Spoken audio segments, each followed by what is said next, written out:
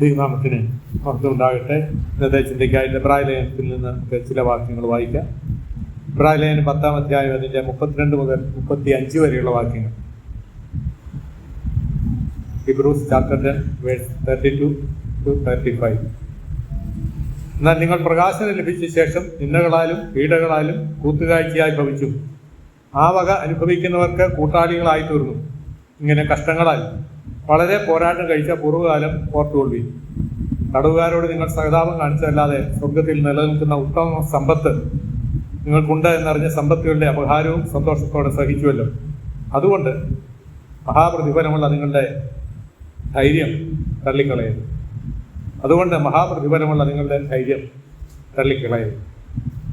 ഞങ്ങളുടെ സുഖിപിതാവെ, ഞങ്ങൾ വീണ്ടും തിരുമുഖത്തേക്ക് നോക്കുന്നു. ആവശ്യമായ കൃപകൾ അടികൾക്ക് നൽകണം. ഞങ്ങളുടെ വചനത്തിന് മുമ്പായിരിക്കുമ്പോഴും അവിടുത്തെ ആലോചന വ്യക്തമായ നിലയിൽ തന്ന് പരിശുദ്ധാത്മാവിന്റെ നിയന്ത്രണത്തിൽ എല്ലാ കാര്യങ്ങളും പറയുവാനുള്ള കൃപയെ അടിയവനും നൽകണം. കേൾക്കുന്നവർക്കും ആവശ്യമായ കൃപകളൊക്കെ നൽകണം. സ്വർഗീയ സാന്നിധ്യത്തിന് മറുപടി ഇരുത്തണം. യേശുക്രിസ്തുവിന്റെ അതിമുഖത്തുള്ള നാമത്തിൽ തന്നെ.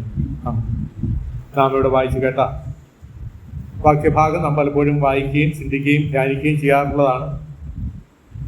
എബ്രായ ലേഖനത്തെക്കുറിച്ച് നാം പഠിക്കുമ്പോൾ പിന്മാറ്റാവസ്ഥയിലേക്ക് കടന്നു പോകാതെ അവർക്കൊരു നിലനിൽപ്പുണ്ടാകണം എന്നുള്ളതാണ് ഈ ലേഖനത്തിൻ്റെ പ്രധാന ഉദ്ദേശം. നമ്മളിവിടെ വായിച്ചു അവരുടെ കഴിഞ്ഞകാല ജീവിതത്തിൽ അവരഭിമുഖീകരിച്ച പ്രതിസന്ധികളിൽ അവരെങ്ങനെയാണ് നിലനിന്നതെന്നും മാത്രമല്ല തുടർന്നുള്ള മുൻപോട്ടുള്ള കാലഘട്ടങ്ങളിലും അതേ നിലവാരത്തിൽ തന്നെ മുൻപോട്ട് പോകണം എന്നുള്ളതും അവിടെ വളരെ വ്യക്തമായ നിലയിൽ നമുക്ക് കാണുവാനായിട്ട് കഴിയും. അപ്പം അവിടെ ഒരു പ്രത്യേകമായ നിർദ്ദേശം അവിടെ തരുന്നുണ്ട്. അവസാന ഭാഗത്ത് നാം വായിക്കുന്ന ഇങ്ങനെയാണ്: അതുകൊണ്ട് മഹാപ്രതിഫലമുള്ള നിങ്ങളുടെ ധൈര്യം തള്ളിക്കളയരുത്. അവർ ജീവിക്കുന്നത് അല്ലെങ്കിൽ അവരുടെ ജീവിതം മുൻപോട്ട് നയിക്കുന്നത് ആ ധൈര്യത്തിലാണ്, പ്രത്യാശയിലും വിശ്വാസത്തിലുള്ള ധൈര്യത്തോടുകൂടിയാണ് ആ വിശ്വാസികൾ അല്ലെങ്കിൽ ദൈവമക്കൾ മുൻപോട്ട് പോകുന്നത്. ആ നിലവാരത്തിൽ തന്നെ മുൻപോട്ട് പോകണം, പിന്മാറി പോകാൻ ഇടയായി തീരരുത് എന്നുള്ളതാണ് ഇവിടെ ദൈവവചനം നമ്മെ വളരെ വ്യക്തമായ നിലയിൽ ഓർപ്പിക്കുന്നത്. ക്രിസ്തുവിന് വേണ്ടി അനേക കഷ്ടങ്ങൾ സഹിച്ചവരാണ് ഈ വിശ്വാസികൾ. അവിടെ 32-ാം വാക്യത്തിൽ നമ്മളത് വായിക്കുന്നുണ്ട്. എന്നാൽ നിങ്ങൾ പ്രകാശനം ലഭിച്ച ശേഷം നിന്ദകളാലും പീഡകളാലും കൂത്തുകാഴ്ചയായി ഭവിച്ചു. ആ വക അനുഭവിക്കുന്നവർക്ക് കൂട്ടാളികളായി തീർന്നു. ഇങ്ങനെ കഷ്ടങ്ങളാൽ വളരെ പോരാട്ടം കഴിച്ച പൂർവ്വകാലം ഓർത്തുകൊള്ളി. അവരുടെ കഴിഞ്ഞ കാലത്തെ ഒന്ന് പരിശോധിക്കുമ്പോൾ അവരഭിമുഖീകരിച്ച പ്രതിസന്ധികൾ എന്തൊക്കെയാണെന്ന് പൗലോസ് എഴുതിയ ലേഖനമാണ്, നമ്മൾ വിശ്വസിക്കുന്നു. ആ വിഷയങ്ങൾ അവിടെ നമ്മെ ഓർപ്പിക്കുകയാണ്. അനേക പ്രതിസന്ധികൾ കൂടെ അവർ കടന്നുപോയവരാണ്. ക്രിസ്തുവിനെ വ്യക്തിപരമായി അറിഞ്ഞത് മുഖാന്തരം, ക്രിസ്തുവിന് വേണ്ടി നിലനിൽക്കുവാൻ ഇടയായി തീർന്ന മുഖാന്തരം അവരനുഭവിച്ച കഷ്ടതകളെ കുറിച്ചാണ് നമ്മുടെ 32-ാം വാക്യത്തിൽ വായിക്കുന്നത്. നിന്ദകള്, പീഡകള്, അങ്ങനെ കൂത്തുകാഴ്ചയായി ഭവിച്ച അനുഭവങ്ങൾ. എന്നാൽ അവരെ സംബന്ധിച്ചിടത്തോളം ഈ വിശ്വാസികള് അവർക്കൊക്കെ ഈ കൂട്ടാളികളായിട്ട് ഇങ്ങനെ പ്രതിസന്ധികൾ കൂടെ കടന്നു പോകുന്ന ദൈവമക്കളെ സംബന്ധിച്ചിടത്തോളം അവർക്ക് കൂട്ടാളികളായിട്ട് അല്ലെങ്കിൽ അവരോട് കൂടെ കഷ്ടം സഹിക്കുവാൻ തയ്യാറായി നിൽക്കുന്ന ഒരു കൂട്ടം സമൂഹത്തെയാണ് അല്ലെങ്കിൽ വിശ്വാസികളെയാണ് ഇവിടെ കാണുവാനായിട്ട് കഴിയുന്നത്. മാത്രമല്ല അതിന് താഴെ നാം വായിക്കുന്നു, അവർ വളരെ പോരാട്ടം കഴിച്ചു എന്ന് പറഞ്ഞാൽ യുദ്ധത്തിന് സമാനമായ നിലവാരത്തിൽ അവരുടെ ജീവിതം നയിക്കുവാനായിട്ട് ഇടയായത്. അങ്ങനെ വലിയ പ്രതിസന്ധികൾ കൂടെ കടന്നു പോകുന്ന ഒരു സമൂഹത്തെയാണ്, വിശ്വാസികളെയാണ് അപ്പോസ്തലൻ മുൻപിൽ കണ്ടുകൊണ്ട് ഈ ലേഖനം എഴുതുന്നത്. ദൈവമക്കളെ, ഞാനിങ്ങനെ ഇവിടെ എത്തുമ്പോൾ ചിന്തിക്കുകയാണ്, നമ്മൾ ദൈവവചനം വായിക്കുകയും കേൾക്കുകയൊക്കെ ചെയ്യുന്നുണ്ട്. എന്നാൽ അത് നമ്മുടെ പ്രായോഗിക ജീവിതത്തിലും അന്വർത്ഥമാകുവാനായിട്ട് ഇടയായിട്ടുണ്ട്. അത് നമ്മൾ പ്രാവർത്തികമാക്കുവാനായിട്ട് ശ്രദ്ധിക്കേണ്ടത് നമ്മുടെ ആവശ്യമാണ്, അല്ലെങ്കിൽ നമ്മുടെ ഉത്തരവാദിത്വമാണ്. നമ്മൾ ഇതുപോലെ കേട്ടിട്ട് മടങ്ങിപ്പോവുക എന്നുള്ളതല്ല ദൈവം നമ്മളെക്കുറിച്ച് ആഗ്രഹിക്കുന്നത്. കേൾവിക്കാരായിട്ട് മാത്രം ഇരിക്കുകയല്ല, അത് പ്രവർത്തിക്കുന്നവരായിട്ട് ഇരിക്കണം. മാത്രമല്ല നമ്മൾ ഈ പാഠപുസ്തകത്തിൽ നാം വായിക്കുന്നത് ഇങ്ങനെയാണ്: പ്രവചനത്തിൻ്റെ വാക്കുകൾ വായിച്ച് കേൾക്കുന്നവൻ, അതിലെഴുതിയിരിക്കുന്നത് പ്രമാണിക്കുന്നവർ. ഒരു 3 കൂട്ടർ, ഭാഗ്യവാന്മാരുടെ ഗ്രൂപ്പിൽ ഈ 3 വിഭാഗങ്ങളുമുണ്ട്. വായിച്ച് കേൾക്കുന്നവരുണ്ട്, അത് പ്രമാണിക്കുന്നവരുണ്ട്. അപ്പൊ നമ്മളെക്കുറിച്ച് ദൈവം ആഗ്രഹിക്കും. നമ്മൾ ഇത് ആദ്യത്തെ രണ്ട് നമ്മൾ ഇപ്പോൾ ഇവിടെ സംഭവിച്ചുകൊണ്ടിരിക്കുകയാണ്. കേൾക്കുന്നുണ്ട്, കേൾപ്പിക്കുന്നവരുണ്ട്. മാത്രമല്ല ഇത് അനുസരിക്കുവാൻ, ഇത് ഈ പ്രായോഗികമായ നമ്മുടെ ജീവിതത്തിൽ അനുസരിക്കുവാനുള്ള കടപ്പാടും ബാധ്യതയും ദൈവം നമുക്ക് തന്നിട്ടുണ്ട്. അതുകൊണ്ട് ദൈവമക്കളെ, നമ്മുടെ ഉത്തരവാദിത്തങ്ങൾ വലുതാണ്.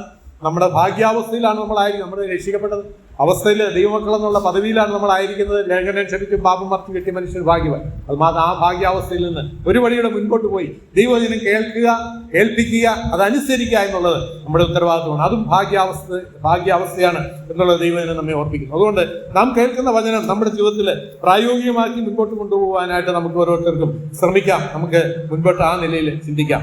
അപ്പം പ്രതിസന്ധികളിൽ കൂടെ കടന്നു പോകുന്ന ദൈവജനത്തെ സംബന്ധിച്ചിടത്തോളം, ക്രിസ്ത്യാനികളെ സംബന്ധിച്ചിടത്തോളം അവർക്ക് വലിയൊരു അനുഗ്രഹത്തിന്റെ ഉടമകളാണ് അവരെന്നുള്ളത് ഇവിടെ നമ്മൾ വായിക്കുന്നു. ഇങ്ങനെ പ്രതിസന്ധികൾ കൂടെ കടന്നു പോകുന്ന വിശ്വാസികളെ സംബന്ധിച്ചിടത്തോളം, അല്ലെങ്കിൽ വിശ്വാസത്തിന് വേണ്ടി പോരാട്ടം സഹിക്കുന്ന വിശ്വാസികളെ സംബന്ധിച്ചിടത്തോളം അവർക്ക് ചില അനുഗ്രഹങ്ങൾ ദൈവം ഒരുക്കിയിട്ടുണ്ട്. അവരെക്കുറിച്ച് പറയുന്നത് അവർ ഈ നിലയിലുള്ള പ്രതിസന്ധികളിൽ കൂടെ കടന്നുപോയി. മാത്രമല്ല അവര് സ്വർഗത്തിൽ നിലനിൽക്കുന്ന ഉത്തമ സമ്പത്ത് ഉണ്ട് എന്നറിഞ്ഞ് സമ്പത്തുകളുടെ അപഹാരവും സഹിച്ചു. സമ്പത്തുകൾ നഷ്ടപ്പെട്ടു, അത് സഹിച്ചു. എങ്ങനെ സഹിച്ചു? നമുക്കറിയാം, നമ്മുടെ സമ്പത്ത് ഒരു സിംഹഭാഗവും കൂടുതൽ ഭാഗവും സമ്പത്ത് അങ്ങ് നഷ്ടപ്പെട്ടു എന്നിരിക്കണം. നമ്മൾ എന്ത് ചെയ്യും? നമുക്ക് പരാതി പറയും, നമുക്ക് നിയമപരമായിട്ട് ചെയ്യാവുന്ന കാര്യങ്ങളൊക്കെ ചെയ്യും. ഏതെങ്കിലും നിലയിൽ അത് തിരിച്ചെടുക്കുവാനുള്ള എല്ലാ പരിശ്രമങ്ങളും ദൈവമക്കളാണെങ്കിലും നമ്മുടെ ഭാഗത്തു നിന്നും ഉണ്ടാകും. ഇവിടെ അപ്പോസ്തലൻ ഓർമ്മിക്കുകയാണ്, അവരെ സംബന്ധിച്ചിടത്തോളം, എബ്രായ വിശ്വാസികളെ സംബന്ധിച്ചിടത്തോളം അവരെങ്ങനെ ഇതിനോട് പ്രതികരിച്ചത്. ഇവിടെ നാം വായിക്കുന്നത് എങ്ങനെയാണ്? അവർക്കൊരു പ്രതീക്ഷ ഉണ്ടായിരുന്നു, ഒരു പ്രത്യാശ ഉണ്ടായിരുന്നു. എന്താ അവരുടെ പ്രത്യാശ? സ്വർഗത്തിൽ നിലനിൽക്കുന്ന ഉത്തമ സമ്പത്തുണ്ട്. അതിന്റെ പ്രത്യേകത എന്താ? ഇപ്പം നഷ്ടപ്പെടുന്ന സമ്പത്തിനേക്കാൾ വ്യത്യസ്തമായ സമ്പത്തിന്റെ ഉടമകളായിട്ട് അവർ തീരുകയാണ്.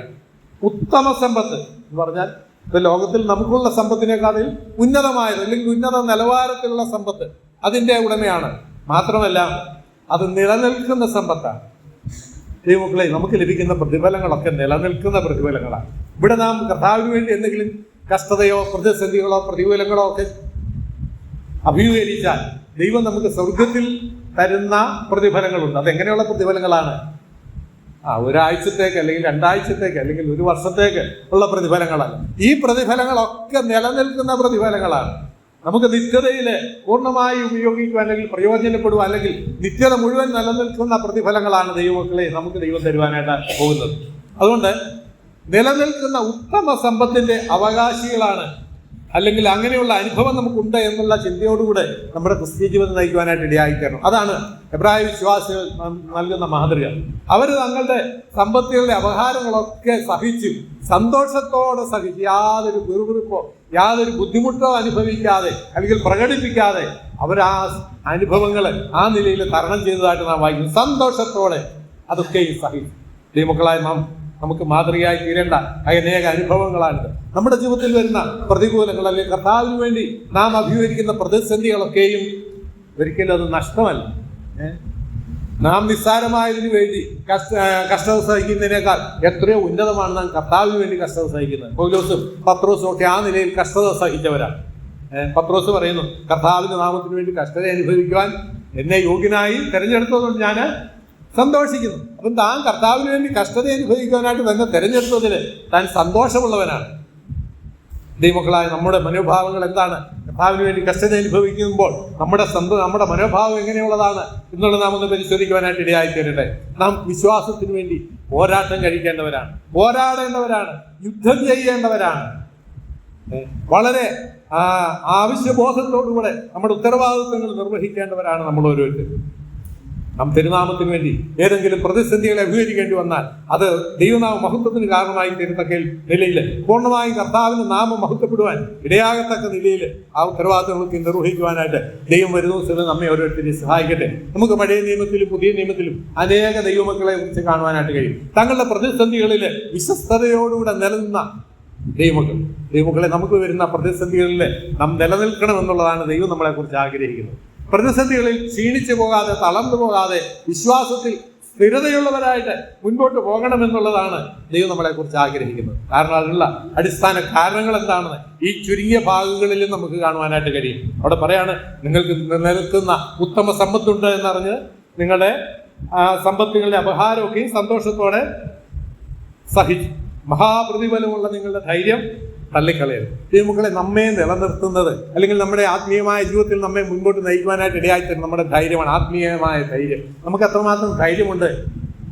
വിശ്വാസ ജീവിതത്തിൽ മുൻപോട്ട് പോകാനുള്ള ധൈര്യമുണ്ടോ? നമുക്കോ നമ്മൾ ഓരോ നിമിഷവും പതറിപ്പോകുന്നവരാണോ? ക്ഷീണിച്ചു പോകുന്നവരാണോ? നമുക്ക് മാതൃകയായിട്ട് അനേകരെ നമുക്ക് കാണുവാനായിട്ട് കഴിയും. നമ്മൾ ഓർത്തതുപോലെ പഴയ നിയമത്തിനും പുതിയ നിയമത്തിനും അനേകരെ നമുക്ക് ആ നിലയിൽ കാണുവാനായിട്ട് കഴിയും. നമുക്ക് പെട്ടെന്ന് ഓർമ്മ വരുന്ന ഒരു വ്യക്തിയാണ് ദാനിയേൽ.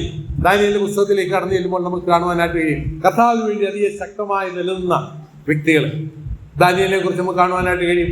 ആരംഭത്തിൽ തന്നെ 1-ാം അധ്യായത്തിലേക്ക് കടന്നു വരുമ്പോൾ നമുക്ക് കാണുവാനായിട്ട് കഴിയുന്നത് അവരൊരു ഉറച്ച തീരുമാനമെടുത്തു. എന്താ അവരെടുത്ത തീരുമാനം? 1-ാം അധ്യായത്തിൽ നമുക്ക് കാണുവാനായിട്ട് കഴിയും. അവിടെ വായിക്കുന്ന ഇങ്ങനെയാണ്: രാജാവ് തരുന്ന ഭോജനം കൊണ്ടോ ഞങ്ങളെ തന്നെ അശുദ്ധമാക്കിയില്ല എന്നുള്ള ഒരു ഉറച്ച തീരുമാനം ദാനിയേൽ അല്ലെങ്കിൽ തൻ്റെ സഹോദരന്മാർ എടുക്കുവാനായിട്ട് ഇടയായി. 1-ാം അധ്യായത്തിൽ നമുക്കിത് കാണുവാനായിട്ട് ഞാൻ വായിക്കാനായിട്ട് ആഗ്രഹിക്കുന്നത്. അങ്ങനെ ഒരു ഉറച്ച തീരുമാനം എടുത്തതിൽ അതിലവർ വിജയിച്ചോ? വിജയിച്ചു. അവർക്ക് അവിടെ വിജയമുണ്ടായി. എന്നാൽ പിന്നീട് അടുത്തതായിട്ട് കടന്നു വരും 3-ാം അധ്യായത്തിലേക്ക് കടന്നു വരുമ്പോൾ നമുക്ക് കാണുവാനായിട്ട് കഴിയുന്നു അവിടെ 3 ബാലന്മാരെ കുറിച്ച് കാണുവാനായിട്ട് കഴിയും. കർത്താവിന് വേണ്ടി നിലനിൽക്കുവാൻ ഇടയായി തീർന്ന 3 ബാലന്മാർ. അവരുടെ അനുഭവം നമുക്ക് വളരെ എല്ലാവർക്കും അറിയാവുന്ന കാര്യങ്ങളാണ്. അവരാരൊക്കെയാണ്? Shadrach, മേശക്ക്, Abednego. അവർ ഒറിജിനൽ പേരുകൾ എന്തായിരുന്നു ഓർക്കുന്നത്? ഹനന്യാവ്, മീശായേല്, അസര്യാവ്. ഇവരെ 3 പേരും ചില തീരുമാനങ്ങളുണ്ട്. അവിടെ ഒരു വലിയ പ്രതിസന്ധിയാണ്. നമ്മളത് 3-ാം അധ്യായത്തിന്റെ 17-ാം വാക്യത്തിലേക്ക് നമുക്ക് കടന്നു വരാം. ദാനിയേൽ പ്രവചനം 3-ാം അധ്യായത്തിന്റെ 17. ഒരു സ്വർണ്ണബിംബത്തെ നമസ്കരിക്കുക എന്നുള്ളതാണ് അവിടെ മുമ്പിൽ വന്നിരിക്കുന്ന വലിയൊരു പ്രതിസന്ധി. രാജാവിന്റെ കൽപ്പനയാണ്, എന്നാൽ അവർ അനുസരിച്ചില്ല. അതിന്റെ അനന്തരഫലം എന്താണ്? രാജാവിന്റെ മുൻപാകെ ചെന്ന് നിൽക്കേണ്ടതായിട്ട് വന്നു. വലിയ പ്രതിസന്ധി. ഇവിടെ നാം വായിക്കുന്നത് ഇങ്ങനെയാണ്: അവരെ നിർബന്ധിക്കുകയാണ്. എന്തിനു വേണ്ടി? ഈ ബിംബത്തെ ഒന്ന് നമസ്കരിക്കണം. അവരതിന് മുതിരുന്നില്ല. അവർ പറയുന്ന വാക്ക് ഇങ്ങനെയാണ്: ശദ്രക്ക്, 16-ാം വാക്യത്തിൽ നാം വായിക്കുന്നു, ശദ്രക്കും മേശക്കും അബേദ്നെഗോവും രാജാവിനോട് നെബൂഖദ്നേസരെ ഈ കാര്യത്തിൽ ഉത്തരം പറവാൻ ആവശ്യമില്ല. രാജാവിനോട് നെബൂഖദ്നേസറിനോട് മറുപടി പറയുവാൻ ആവശ്യമില്ലാത്ത നിലയിൽ അവർ വളരെ സുരക്ഷിതരാണെന്നാണ് അവർ പറയുന്നത്. അവർ പറഞ്ഞ എന്താണ് അടുത്ത് പറയുന്നത്? അവർ പറയാണ്: ഞങ്ങൾ സേവിക്കുന്ന ദൈവത്തിന് ഞങ്ങളെ വിടുവിക്കുവാൻ കഴിയുമെങ്കിൽ അവൻ ഞങ്ങളെ എരിയുന്ന ഈ ചൂളയിൽ നിന്നും രാജാവിന്റെ കയ്യിൽ നിന്നും വിടുവിക്കും. അല്ലെങ്കിൽ ഞങ്ങൾ രാജാവിന്റെ ദേവന്മാരെ സേവിക്കുകയില്ല. രാജാവ് നിർത്തിയ സ്വർണ്ണ ബിംബത്തെ നമസ്കരിക്കുകയുമില്ല എന്ന് അറിഞ്ഞാലും എന്ന് ഉത്തരം പറഞ്ഞു. രാജാവിന്റെ മുൻപാകെ ശദ്രക്ക്, മേശക്ക്, അബേദ്നെഗോ അവരെടുത്ത തീരുമാനം എന്താണ്? അവർ പറയുന്നത്, അവരിങ്ങനെയാണ് പറയുന്നത്: ഞങ്ങളെ വിടുവിക്കുവാൻ ഞങ്ങളുടെ ദൈവത്തിന് കഴിയുമെങ്കിൽ അവൻ ഞങ്ങളെ വിടുവിക്കും. കഴിയുമെങ്കിൽ എന്നൊരു സംശയത്തിന്റെ വാക്കുകളല്ലത്. അവൻ ഞങ്ങളെ വിടുവിക്കുമെന്നുള്ള ഉത്തമമായ ബോധ്യമാണ് ആ വാക്ക് പറയുവാനായിട്ട് അവർക്ക് ഇടയായിട്ട്. മാത്രമല്ല അവർ പറയാണ്, അല്ലെങ്കിൽ ഞങ്ങൾ രാജാവിനെ വിടുവിച്ചില്ലെങ്കിൽ ഞങ്ങൾ രാജാവിന്റെ ദേവന്മാരെ സേവിക്കുകയും. വളരെ ഉന്നതമായ ഒരു തീരുമാനത്തിന്റെ ഉടമകളായിട്ട് അവർ തീരുകയാണ്. അതുകൊണ്ട് എന്താണ് സംഭവിച്ചത്? പ്രതിസന്ധികൾ വർദ്ധിച്ചു. 25-ാം വാക്യത്തിലേക്ക് കടന്നു വരുമ്പോൾ അനന്തര സംഭവം എന്താണ് നമുക്കിവിടെ കാണുവാനായിട്ട് കഴിയും. അവരെ ഈ ബാലന്മാരെ 3 ബാലന്മാരെയും കെട്ടി തീയിലിട്ടു. 25-ാം വാക്യത്തിൽ കടന്നു വരുമ്പോൾ നമുക്ക് കാണുവാനായിട്ട് കഴിയുന്നത്, അതിനവൻ 4 പുരുഷന്മാർ കെട്ടഴിഞ്ഞ തീയിൽ നടക്കുന്നത് ഞാൻ കാണുന്നു. അവർക്കൊരു കേടും തട്ടിയിട്ടില്ല. 4-ാമത്തവന്റെ രൂപം ഒരു ദൈവപുത്രനോട് ഒത്തിരിക്കുന്നു. ദൈവമക്കളെ, അവർ ദൈവസേനയിൽ എടുത്ത തീരുമാനം വിജയകരമായി തീർന്നോ? തീർച്ചയായിട്ടും. അവർ ആ എരിയുന്ന തീച്ചൂളയിലേക്ക് വീണുവെങ്കിലും അവരോടുകൂടെ അവരെ സഹായിക്കുവാൻ, അവരോടുകൂടെ അവരെ ശക്തിപ്പെടുത്തുവാനായിട്ട് 4-മതൊരുവൻ അവരോടുകൂടെ വന്നു. അതാരാണ്? അവിടെ നാം വായിക്കുന്നത് രാജാവ് തന്നെ പറയുന്ന വാക്കുകൾ നമുക്കവിടെ കാണുവാനായിട്ട് കഴിയുന്നത്. 4-മത്തവന്റെ രൂപം ഒരു ദൈവപുത്രനോട് ഒത്തിരിക്കുന്നു. നമുക്കറിയാവുന്ന വിഷയങ്ങളാണ്.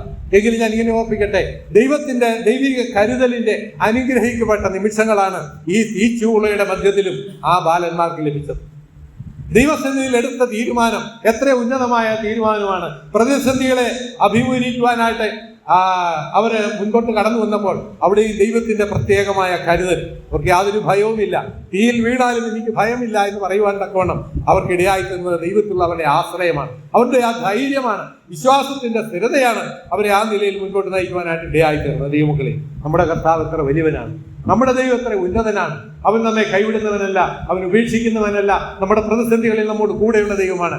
ശിഷ്യന്മാരുള്ള ബന്ധത്തിൽ നമുക്ക് കാണുവാനായിട്ട് എടുത്ത് വായിക്കുവാൻ സമീപനം മർക്കോസിന്റെ സുവിശേഷം 6-ാം അധ്യായത്തിലേക്ക് കടന്നു വരുമ്പോൾ അവർ തണ്ടുവലിച്ച് വലിയുന്ന ശിഷ്യന്മാരുടെ മധ്യത്തിലേക്ക്, അവരുടെ അടുത്തേക്ക് കർത്താവ് കടന്നു വരും. ഏതാ സമയം? 4-ാം യാമത്തിലും അവരെ ആശ്വസിപ്പിക്കുവാൻ, അവരെ ധൈര്യപ്പെടുത്തുവാൻ, അവരെ ഉപേക്ഷിക്കാതെ അവരുടെ അടുത്തേക്ക് കടന്നു വരുന്ന ഒരു ദൈവം. ദൈവമക്കളെ, നമ്മുടെ പ്രതിസന്ധികളുടെ ഏറ്റവും അങ്ങേ അറ്റത്തായിരിക്കാം ചിലപ്പോൾ കർത്താവ് നമ്മുടെ അടുത്തേക്ക് വരുന്നത്. ആരംഭത്തിൽ, നമ്മുടെ പ്രതിസന്ധികളുടെ ആരംഭത്തിൽ തന്നെ കടന്നു വരാൻ കഴിവുള്ള ദൈവമാണ്. എന്നാൽ നമ്മുടെ വിശ്വാസത്തിൽ നമ്മെ നിലനിർത്തുവാൻ, ദൈവത്തിന്റെ അത്ഭുത പ്രവൃത്തി വെളിപ്പെടുവാൻ തക്കോണം, ദൈവത്തിന്റെ അതിശയകരമായ കരുതൽ അനുഭവിക്കാനായിട്ട് ഇടയായിത്തീരേണ്ടതിന് വേണ്ടി ദൈവം ചിലപ്പോൾ അവസാന നിമിഷത്തിലായിരിക്കാം കടന്നു വരുന്നത്. നമ്മുടെ ജീവിതത്തിൽ നമ്മൾ ഓരോരുത്തരും വളരെ പ്രതിസന്ധിയിൽ കൂടെ കടന്നു പോയിട്ടുള്ളവരാണ്. എന്നാൽ അവിടെയൊക്കെയും ദൈവത്തിന്റെ അളവറ്റ കൃപയും കരുതലൊക്കെ നമുക്ക് അനുഭവിക്കാനായിട്ട് ഇടയായി തീർന്നത്. എങ്ങനെ മുൻപോട്ട് പോകും എന്ന് ചിന്തിച്ച അനേക നിമിഷങ്ങൾ നമ്മുടെ ജീവിതത്തിലുണ്ടാകും. എന്നാൽ ദൈവം നമ്മെ അവിടെയൊന്നും കൈവിടുന്നവനല്ല. എന്തുകൊണ്ട്? നമ്മുടെ തീരുമാനങ്ങളാണ് നമ്മെ ശക്തമായ നിലയിൽ മുൻപോട്ട് നയിക്കുവാനായിട്ട് ഇടയായിത്തീരുന്നത്. നമ്മുടെ വിശ്വാസത്തിലുള്ള നമ്മുടെ ഉറപ്പും ധൈര്യവുമാണ് നമ്മുടെ ആത്മീയ ജീവിതത്തിൽ നമ്മെ മുൻപോട്ട് നയിക്കുവാനായിട്ട് ഇടയായിത്തീരുന്നത്. നമുക്ക് മറ്റൊരു വ്യക്തിയെക്കുറിച്ച് നമുക്ക് കാണുവാനായിട്ട് കഴിയും. രൂത്തിന്റെ പുസ്തകത്തിലേക്ക് കടന്നു വരുമ്പോൾ രൂത്തിനെ കുറിച്ച് നാം വായിക്കുന്നത് ഇങ്ങനെയാണ്. രൂത്ത് ഒരു ഉറച്ച തീരുമാനമെടുത്തു, അനുഗ്രഹീതമായ തീരുമാനങ്ങൾ. നമ്മള് എബ്രായ ബാലന്മാരെടുത്ത തീരുമാനത്തെ കുറിച്ച് വായിച്ചു. എന്നാൽ ഇവിടെ രൂത്ത് എടുത്ത തീരുമാനം എന്താണ്? രൂത്തിന്റെ അമ്മാവിയമ്മ പറഞ്ഞു, നിനക്ക് പോകാം, ഇനി ഞാൻ തനിയേ ഉള്ളൂ, ഞാൻ ഒറ്റയ്ക്കാണ് എന്ന് പറഞ്ഞപ്പോൾ ആ രൂത്ത് എന്താ പറഞ്ഞത്? രൂത്ത് പറയുകയാണ്, 1-ാം അധ്യായത്തിന്റെ 16-ാം വാക്യത്തിൽ അവളെടുത്ത തീരുമാനം വളരെ ശക്തമായ തീരുമാനമായിരുന്നു. എന്താ തീരുമാനം? അതിന് രൂത്ത്, നിന്നെ വിട്ടുപിരിവാനും നിന്റെ കൂടെ വരാതെ മടങ്ങിപ്പോകുവാനും എന്നോട് പറയരുത്. അമ്മാവിയമ്മയോട് പറയുന്ന ചില വാക്കുകൾ, ഇനി എന്നെ ഉപേക്ഷിക്കുക, അല്ലെങ്കിൽ എന്നെ തിരികെ പോകുവാനായിട്ട് എന്നോട് പറയരുത്. അവളെടുത്ത തീരുമാനം എന്താ? ഇനി അവളുടെ ജീവിതത്തിൽ പ്രായോഗികമാക്കുവാൻ പോകുന്ന തീരുമാനങ്ങളാണ് അടുത്ത് നമ്മൾ വായിക്കുന്നത്. അവിടെ പറയാണ്, നീ പോകുന്നിടത്ത് ഞാനും പോരും, നീ പാർക്കുന്നിടത്ത് ഞാനും പാർക്കും, നിന്റെ ജനം എൻ്റെ ജനം, നിന്റെ ദൈവം എൻ്റെ ദൈവം, നീ മരിക്കുന്നിടത്ത് ഞാനും മരിച്ച് അടക്കപ്പെടും.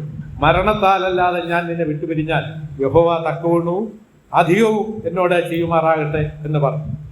രൂത്തെടുത്ത തീരുമാനം എത്രയോ ശക്തമായ ഒരു തീരുമാനമാണ്, ഉറച്ച തീരുമാനമാണ്. അവസാനം പറയുന്നത്, നീ മരിക്കുന്നിടത്ത് ഞാനും മരിക്കും.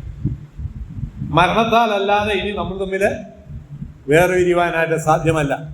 ആ രൂത്തെടുത്ത ഉറച്ച തീരുമാനം. ദൈവമക്കളെ, നമുക്ക് ചില തീരുമാനങ്ങളുടെ മുഖത്ത് നമുക്ക്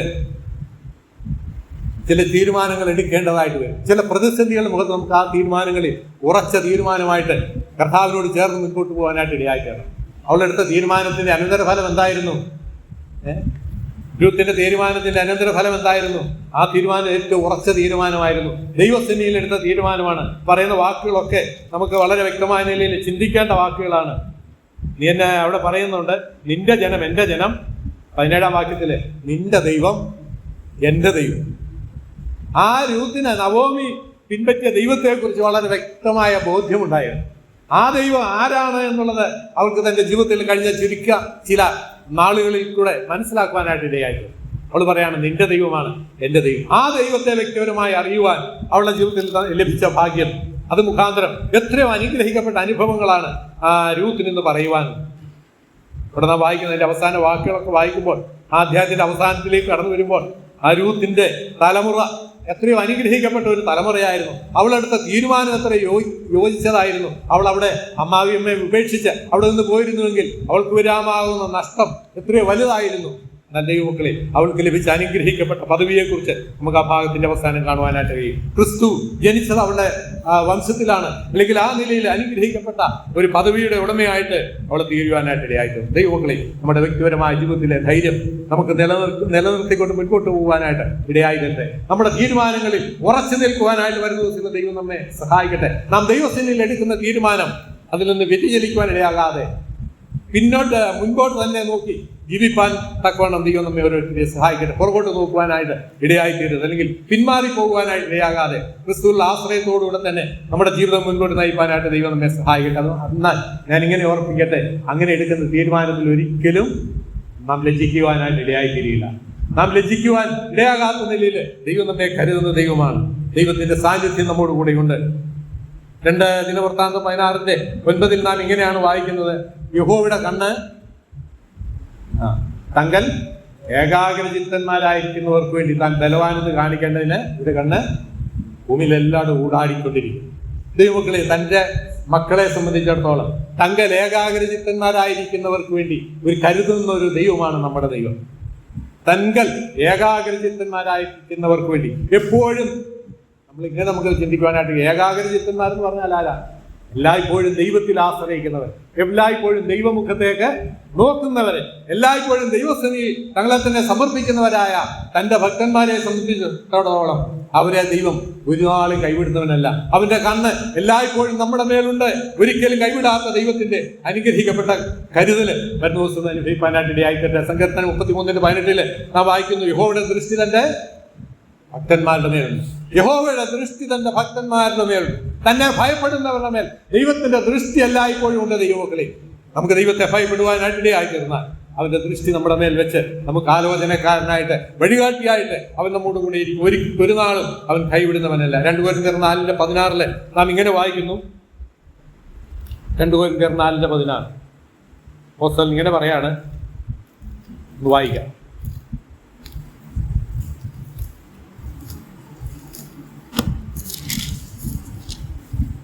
അതുകൊണ്ട് 2 കൊരിന്ത്യർ 4:16 അതുകൊണ്ട് ഞങ്ങൾ അധൈര്യപ്പെടാതെ ഞങ്ങളുടെ പുറമേയുള്ള മനുഷ്യൻ ക്ഷയിച്ചു പോകുന്നുവെങ്കിലും ഞങ്ങളുടെ അകമേയുള്ളവൻ നാൾക്ക് നാൾ പുതുക്കം പ്രാപിക്കുന്നു. നൊടി നേരത്തേക്കുള്ള ഞങ്ങളുടെ ലഘുവായ കഷ്ടം അത്യന്തം അനവധിയായി തേജസ്സിന്റെ നിത്യഗണം ഞങ്ങൾക്ക് കിട്ടുവാൻ ഹേതുവാകും. ദൈവമക്കളെ, ഈ ലോകത്തിലെ കഷ്ടങ്ങളെ ആണ് പൗലോസ് അവിടെ ഓർപ്പിക്കുന്നത്. പൗലോസ് അപ്പോസ്തലൻ ഇങ്ങനെയാണ് പറയുന്നത്: ഞങ്ങൾ അധൈര്യപ്പെടാതെ പുറമേയുള്ള മനുഷ്യൻ ക്ഷയിച്ചു പോകുന്നുവെങ്കിലും ഞങ്ങളുടെ അകമയുള്ളവൻ നാൾക്ക് നാൾ പുതുക്കം പ്രാപിച്ചുകൊണ്ടിരിക്കുക. ദൈവമക്കൾ, നമ്മുടെ ജീവിതത്തിൽ ഒരു രൂപാന്തര എപ്പോഴും നടന്നുകൊണ്ടിരിക്കും. എപ്പോഴും നടന്നുകൊണ്ടിരിക്കുന്ന ഒരു രൂപാന്തര അനുഭവമാണ് എന്ത്? നമ്മുടെ പുറമേയുള്ള മനുഷ്യൻ ക്ഷീണിച്ചു പോവുക, അകമയുള്ളവൻ നാൾക്ക് നാൾ പുതുക്കം പ്രാപിക്കും എന്ന് പറഞ്ഞാൽ അനുദിനം വർദ്ധിച്ചു വരിക, വളർന്നു വരിക. ദൈവമക്കൾ, നമ്മുടെ ശരീരം ഇതാണ് പുറമേയുള്ളവൻ. ഇതെപ്പോഴും ക്ഷീണിച്ചുകൊണ്ടേയിരിക്കും. പ്രായം വർദ്ധിക്കുന്നതോറും ക്ഷീണിച്ചുകൊണ്ടേയിരിക്കും. രോഗങ്ങള്, പ്രയാസങ്ങള്, വേദനകള്, പ്രതിസന്ധികളൊക്കെ അഭിമുഖീകരിക്കേണ്ടി വരും ഈ ശരീരത്തിൽ. എന്നാൽ നമ്മുടെ അകമയുള്ളവൻ നാൾക്ക് നാൾ പുതുക്കം പ്രാപിക്കുന്ന അനുഭവം ഇത് നമുക്ക് കൈവരിക്കുവാനായിട്ട് ഇടയായിത്തരട്ടെ. നമ്മുടെ അകമയുള്ളവൻ നാൾക്ക് നാൾ പുതുക്കം പ്രാപിക്കുവാനായിട്ട് ഇടയായിത്തരട്ടെ. മാത്രമല്ല, ഈ ഇവിടെയുള്ള കഷ്ടങ്ങള്, അതിനെക്കുറിച്ച് അവിടെ പറയുന്നത് നൊടി നേരത്തേക്കുള്ള നിങ്ങളുടെ ലഘുവായ കഷ്ടം, അതിന്റെ പ്രതീക്ഷ എന്താണ്, പ്രത്യേകത എന്താണ്? ഈ കഷ്ടം അനുഭവിക്കുന്ന ഒരു വ്യക്തിയെ സംബന്ധിച്ചിടത്തോളം അവന് ലഭിക്കുവാൻ പോകുന്നത് അത്യന്തം അനവധിയായ തേജസ്സിന്റെ നിത്യധനം കിട്ടുവാനായിട്ട് ഇടയായിട്ട്. തേജസ്സിന്റെ നിത്യധനം ഇത് മനുഷ്യവാക്കുകൾ കൊണ്ട്, മനുഷ്യ ബുദ്ധി കൊണ്ട് ഗ്രഹിക്കുവാനായിട്ട് കഴിയുകയില്ല. ദൈവത്തിന്റെ കരുതല് ആ നിലയിലുള്ളതാണ്. ദൈവമക്കളെ, കർത്താവിന് വേണ്ടി എന്തെങ്കിലും നാം ചെയ്യുന്നുവെങ്കിൽ, കർത്താവിന് വേണ്ടി നാം നിലനിൽക്കുന്നുവെങ്കിൽ, വരുന്ന ദിവസങ്ങളിൽ നാം അനുഗ്രഹിക്കപ്പെട്ടവരായിട്ട് ആ നിത്യ തേജസ്സിന്റെ ധനം മനസ്സിലാക്കുവാൻ തക്കണം, അതിന്റെ അവകാശികളായിട്ട് തീരുവാനായിട്ട് നാം പോവുകയാണ്. നമുക്കതുകൊണ്ട് അധൈര്യപ്പെടാതെ കർത്താവിൽ ശരണപ്പെട്ടുകൊണ്ട് നമ്മുടെ ജീവിതം മുൻപോട്ട് നയിക്കുവാനായിട്ട് ദൈവം നമ്മെ ഓരോരുത്തരെയും സഹായിക്കട്ടെ. 1 പത്രോസ് 1:5 മുതൽ 7 വരെയുള്ള വാക്യങ്ങൾ നമുക്കറിയാം. അതുകൂടെ വായിച്ച് എൻ്റെ വാക്കുകൾ അവസാനിപ്പിക്കാം. 1 കൊരിന്ത്യർ 1 പത്രോസ് 1:5 മുതൽ 7 വരെയുള്ള വാക്യം. 4-ാം വാക്യം മുതൽ: നമ്മെ ജീവനുള്ള പ്രത്യാശയ്ക്കായി അന്ത്യകാലത്ത് വെളിപ്പെടുവാൻ ഒരുങ്ങിയിരിക്കുന്ന രക്ഷയ്ക്ക് വിശ്വാസത്താൽ ദൈവശക്തിയിൽ കാക്കപ്പെടുന്ന നിങ്ങൾക്ക് വേണ്ടി സ്വർഗത്തിൽ സൂക്ഷിച്ചിരിക്കുന്നതും ക്ഷയമാലിന്യ വാർത്തകൾ എന്നിവ ഇല്ലാത്തതുമായ അവകാശത്തിനായി തന്നെ വീണ്ടും ജനിപ്പിച്ചിരിക്കുന്നു. നമ്മളെ ദൈവം വീണ്ടും ജനിപ്പിച്ച് എന്തിനു വേണ്ടിയാണ്? പ്രാരംഭത്തിൽ നമ്മൾ ഓർത്തു, സ്വർഗത്തിൽ സൂക്ഷിച്ചിരിക്കുന്നത്, ഒരിക്കലും നഷ്ടപ്പെട്ടു പോകാത്ത ആ അനുഭവങ്ങളിലേക്കാണ് ദൈവം നമ്മെ കൊണ്ടുവന്നിരിക്കുന്നത്. അത് നമ്മളെ പ്രാരംഭത്തിലെ എബ്രായ ലേഖനത്തിൽ നാം വായിച്ചു. നമുക്ക് ലഭിക്കുന്ന പ്രതിഫലങ്ങളെ കുറിച്ച് നമ്മൾ വായിച്ചു. ഇവിടെയും പറയുന്നത് അതാണ്. നമുക്ക് രക്ഷയ്ക്ക് വിശ്വാസത്താൽ ദൈവശക്തിയിൽ കാക്കപ്പെടുന്ന നിങ്ങൾക്ക് വേണ്ടി സ്വർഗത്തിൽ സൂക്ഷിച്ചിരിക്കുന്നതും ക്ഷയം, മാലിന്യം, വാട്ടം എന്നിവ ഇല്ലാത്തതുമായ അവകാശത്തിനായി തന്നെ വീണ്ടും ജനിപ്പിച്ചിരിക്കുന്നത്. ദൈവമക്കളെ നമ്മളെ ദൈവം വീണ്ടും ജനിപ്പിച്ചത്, അല്ലെങ്കിൽ നമ്മെ വീണ്ടെടുത്തത്, ദൈവം നമ്മെ ദൈവമക്കളാക്കി തീർത്തത് താൽക്കാലികമായിട്ടൊക്കെ ഇവിടെ ജീവിച്ച് അത്യാവശ്യ സൗകര്യങ്ങളോടുകൂടി ഇവിടെ ജീവിച്ച് അവസാനിപ്പിക്കുവാൻ വേണ്ടിയല്ല, പിന്നെയോ ക്ഷയമാലിന്യം, വാട്ടം എന്നിവ ഇല്ലാത്ത അവകാശത്തിനായിട്ട് തന്നെ നമ്മെ വീണ്ടും ജനിപ്പിച്ചിരിക്കുന്നു. ദൈവമക്കളെ നമ്മൾ ഇതിനെക്കുറിച്ച് എത്രമാത്രം ബോധവാന്മാരാണ്. നമുക്ക് വേണ്ടി ശേഷിപ്പിച്ചിരിക്കുന്ന, നമുക്ക് വേണ്ടി നിലനിർത്തിയിരിക്കുന്ന ആ സ്വർഗത്തിലെ നിത്യമായ അവകാശത്തിന് വേണ്ടി ഒരുങ്ങുവാനായിട്ട് ഈ നാളുകളിൽ ദൈവം നമ്മെ ഓരോരുത്തരെ സഹായിക്കട്ടെ. ഈ പുറമേയുള്ളവൻ നാൾക്കുനാൾ ക്ഷയിച്ചു പോകുന്നുവെങ്കിലും അകമേയുള്ളവൻ നാൾക്കുനാൾ ശക്തിപ്പെട്ടുകൊണ്ട് മുൻപോട്ട് പോകാനായിട്ട് ദൈവം നമ്മെ ഓരോരുത്തരെ സഹായിക്കട്ടെ. നമുക്ക് അല്പനേരത്തേക്ക് നാനാ പരീക്ഷകളാൽ നമുക്ക് ദുഃഖിച്ചിരിക്കേണ്ട അനുഭവങ്ങൾ ഉണ്ടാകാം. എന്നാൽ അവിടെയൊക്കെ ദൈവത്തിന്റെ അളവറ്റ കൃപയും കരുതലൊക്കെ അനുഭവിച്ച് നമ്മുടെ ക്രിസ്ത്യ ജീവൻ നയിപ്പാനായിട്ട് വരുന്ന ദിവസത്തിൽ ദൈവം നമ്മെ ഓരോരുത്തരെ സഹായിക്കട്ടെ. നമ്മുടെ ആത്മീയ വളർച്ചയാണ് ദൈവം നമ്മളെ കുറിച്ച് ആഗ്രഹിക്കുന്നത്. ആത്മീയമായി നാം വളരുക എന്നുള്ളതാണ് ദൈവം എപ്പോഴും നമ്മളെ കുറിച്ച് ആഗ്രഹിക്കുന്നത്. ആ നിലയിൽ അനുഗ്രഹിക്കപ്പെട്ട ജീവിതം നയിപ്പാനായിട്ട് വരുന്ന ദിവസത്തിൽ ദൈവം നമ്മെ ഓരോരുത്തരെ സഹായിക്കട്ടെ. എബ്രായ ലേഖനത്തിൽ നമുക്ക് വീണ്ടും കാണുവാനായിട്ട് കഴിയുന്നു. അതിന്റെ 12-ാം വാക്യത്തിൽ 12-ാം അധ്യായത്തിന്റെ 14 മുതൽ 16 വരെയുള്ള വാക്യങ്ങളിൽ എല്ലാവരോടും സമാധാനം ആചരിച്ച് ശുദ്ധീകരണം പ്രാപിക്കുവാൻ ഉത്സാഹിപ്പീൻ. ശുദ്ധീകരണം കൂടാതെ ആരും കർത്താവിനെ കാണുകയില്ല. ശുദ്ധീകരണം കൂടാതെ ആർക്കും ദൈവത്തെ കാണുവാനായിട്ട് കഴിയില്ല. ദൈവസന്നിധിയിൽ നാം ആയിരിക്കുമ്പോൾ നമ്മുടെ ജീവിത അനുഭവങ്ങൾ എന്ന് പറയുന്നത് ശുദ്ധീകരണത്തിന്റെ അനുഭവങ്ങൾ എന്ന് പറയുന്നത് ഇപ്പൊ നമ്മൾ ഓർത്തതുപോലെ അകമയുള്ള മനുഷ്യൻ ശക്തിപ്പെടുന്ന അനുഭവം, ഓരോ ദിവസവും ആത്മീയമായി വളരുന്ന അനുഭവം, അതാണ് ശുദ്ധീകരണം എന്നുള്ള വാക്കുകൊണ്ട് നമുക്ക് മനസ്സിലാക്കുവാനായിട്ട് കഴിയുന്നത്. ആ 15-ാം വാക്യത്തിൽ നാം ഇങ്ങനെ വായിക്കുന്നു: ആരും ദൈവകൃപ വിട്ട് പിന്മാറുകയും വല്ല കൈപ്പുള്ള വേര് മുളച്ച് കലക്കമുണ്ടാക്കി അനേകർ അതിനാൽ മലിനപ്പെടുകയും ആരും ദുർനടപ്പുകാരനോ ഒരു ഊണിന് ജ്യേഷ്ഠാവകാശം വിറ്റുകളഞ്ഞ യേശാവിനെ പോലെ അഭക്തനോ ആയിത്തീരുകയും ചെയ്യാതിരിപ്പാൻ കരുതിക്കൊള്ളു. ഒരു വലിയ കൽപ്പന അല്ലെങ്കിൽ ആലോചന ദൈവവചനം നമുക്ക് തരുന്നത് എന്താണ്? നിങ്ങൾ സൂക്ഷിക്കേണ്ട ഒരു അപകട നിർദ്ദേശമാണ്. വീണു പോകാതെ, ക്ഷീണിച്ചു പോകാതെ മുൻപോട്ട് പോകണമെന്നുള്ളതിന് വ്യക്തമായ നിർദ്ദേശങ്ങളാണ് നൽകുന്നത്. 15-ാം വാക്യത്തിൽ നാം വായിക്കുന്നു: ആരും ദൈവകൃപ വിട്ട് പിന്മാറുകയും വല്ല കൈപ്പുള്ള വേര് മുളച്ച് കലക്കമുണ്ടാക്കി അനേകർ അതിനാൽ മലിനപ്പെടുകയും ആരും തുറന്നെടുപ്പുകാരനോ ഒരു ഊണിന് ജ്യേഷ്ഠാവകാശം വിറ്റുകളഞ്ഞ യേശാവിനെ പോലെ അഭക്തനോ ആയിത്തീരുകയും ചെയ്യാതിരിപ്പാൻ കരുതിക്കൊള്ളുകയും. നമുക്ക് യേശാവിനെ കുറിച്ച് അറിയാം, വിവരിക്കേണ്ട ആവശ്യമില്ല. തന്റെ ജ്യേഷ്ഠാവകാശം ഒരു ഊണിന് വേണ്ടി വിറ്റുകളഞ്ഞ യേശാവാണ്. നാം അതുപോലെ നിസ്സാരമായതിനു വേണ്ടി, ലോകത്തിലെ താൽക്കാലിക സുഖങ്ങൾക്ക് വേണ്ടി, ലോകത്തിലെ താൽക്കാലിക അനുഭവങ്ങൾക്ക് വേണ്ടി, അനുഗ്രഹങ്ങൾക്ക് വേണ്ടി നാം നമുക്ക് ശ്രേഷ്ഠമായത് നമുക്ക് ഉപേക്ഷിക്കുവാനായിട്ട് ഇടയായി തീരരുത്. അതാണ് പറയുന്നത് 15-ാം വാക്യം: ആരും ദൈവകൃപ വിട്ട് പിന്മാറും. ദൈവമക്കളെ, നാം നിലനിൽക്കുന്നത് ദൈവകൃപയിലാണ്. നമുക്ക് സ്വയമായിട്ട് നിൽക്കുവാനായിട്ട് കഴിയുകയില്ല. അതുകൊണ്ട് നാം ദൈവകൃപയിൽ നിലനിൽക്കുവാനായിട്ട് വരുന്ന ദിവസത്തിൽ ദൈവം നമ്മെ ഓരോരുത്തരെയും സഹായിക്കട്ടെ. നാം ദൈവകൃപയിൽ നിലനിന്ന് മുൻപോട്ട് പോകാൻ ഇടയാക്കണം. ദൈവകൃപയില്ലാത്ത അനുഭവങ്ങളെ കുറിച്ച് നമ്മുടെ വായിക്കുന്നത് പിന്മാറ്റ അനുഭവം, അവിടെ നാം വായിക്കുന്ന കൈപ്പുള്ള അനുഭവം, കലക്കമുള്ള അനുഭവം, ദുർനടപ്പിന്റെ അനുഭവം, ഇതൊക്കെ ദൈവകൃപയിൽ നിന്ന് നാം വീണു പോകുമ്പോൾ ഉണ്ടാകുന്ന അനുഭവങ്ങളാണ്. ദൈവങ്ങളെ, നമുക്ക് ക്രിസ്ത്യ ജീവിതം ധൈര്യത്തോടുകൂടെ മുൻപോട്ട് പോകാനായിട്ട് ഇടയായി തീരട്ടെ. നമുക്ക് പ്രതീക്ഷയുണ്ട്. മഹാപ്രതിഫലമുള്ള നിങ്ങളുടെ ധൈര്യം നാം വിട്ടുകളയരുത്, ഉപേക്ഷിക്കരുത്. നമുക്ക് ആ കൃപയിൽ നിലനിൽക്കുവാൻ, മഹാപ്രതിഫലമുള്ള ആ ധൈര്യത്തിൽ തന്നെ നിലനിൽക്കുവാനായിട്ട് ദൈവം നമ്മെ ഓരോരുത്തരെ സഹായിക്കട്ടെ. നാം ഇപ്പം പാടിയ പാട്ടിന്റെ ഒരു സ്റ്റാൻസ ഇങ്ങനെയാണ്. അതിന്റെ അവസാനത്തെ സ്റ്റാൻസ: മാനസാമേ ചാരുക ദിനവും ഈ ദിവ്യ സ്നേഹിതനിൽ ധ്യാനം ചെയ്യുക താൻ തിരു സ്നേഹ മധുരിമ സന്തതവും. ഏതു ഖേദം വരികിലും പതറാതെ ആശ്രയമതിനാൽ അന്ത്യത്തോളം പൊരുതുക കുരിശിൻ ഉത്തമനാം ഭടന. അന്ത്യത്തോളം പൊരുതുക കുരിശിൻ ഉത്തമനാം ഭടന. നമുക്ക് അന്ത്യത്തോളം നല്ല ഭടന്മാരായിട്ട് കർത്താവിന്റെ മഹത്വത്തിന് വേണ്ടി നിലനിൽക്കുവാനായിട്ട് ദൈവം നമ്മെ സഹായിക്കട്ടെ. ഏത് ഖേദം വരികയിലും പതരാതെ കർത്താവിൽ പൂർണ്ണമായിട്ട് ആശ്രയിക്കാം. അവന്റെ ബലമുള്ള കരങ്ങളിൽ ശരണപ്പെടാം. അവന്റെ വിലയേറിയ നാമം ഇന്നേക്കും വാഴ്ത്തപ്പെടുമാറാകട്ടെ.